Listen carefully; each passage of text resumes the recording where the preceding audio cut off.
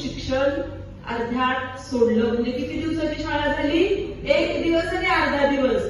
1.5 दिवसाची शाळा शिकलेला एक लहान तुमच्यासारखा मुलगा, ज्या काळामध्ये मोबाईल नव्हता, भरपूर पुस्तकं नव्हती, वह्या नव्हत्या, पेन नव्हते, पेन्सिल नव्हत्या, राहायला चांगली घरं नव्हती, अगदी पत्रे सुद्धा घरावर नव्हते, चिखलामध्ये छोट्या छोट्या गवताच्या कोपी करून ती लोक राहत होती.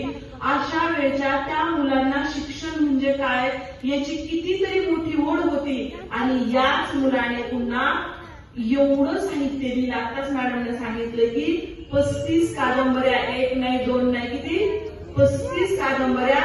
आणि फक्त लिहूनच थांबले नाही तर जगाच्या बाहेर सगळ्यात पहिलं लिखाण त्यांचं गेलेलं आहे. जो मुलगा ज्याच्याबद्दल अशी गोष्ट सांगितली जाते की भारताचे पंतप्रधान पंडित नेहरू जेव्हा रशियाच्या दौऱ्यावरती गेले होते तेव्हा तिथल्या पत्रकारांनी त्यांना प्रश्न विचारला, अण्णाभाऊ साठे यांचं नवीन लिखाण काय चालू आहे? आणि त्याच वेळी पंतप्रधान नेहरूंना सुद्धा माहित नव्हतं की अण्णाभाऊ साठे नावाचा कोणीतरी लेखक आपल्या देशामध्ये आहे.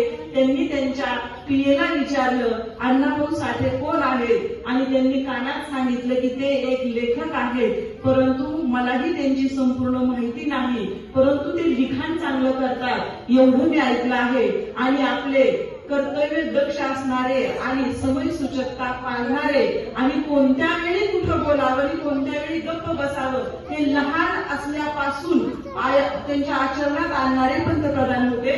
पंतप्रधानांनी त्या पत्रकारांना काय उत्तर दिलं की अण्णाभाऊ साठे एका शब्दात सांगणारं व्यक्तिमत्व नाही, त्यामुळे त्यांच्याबद्दल आपण पुन्हा विचार करू.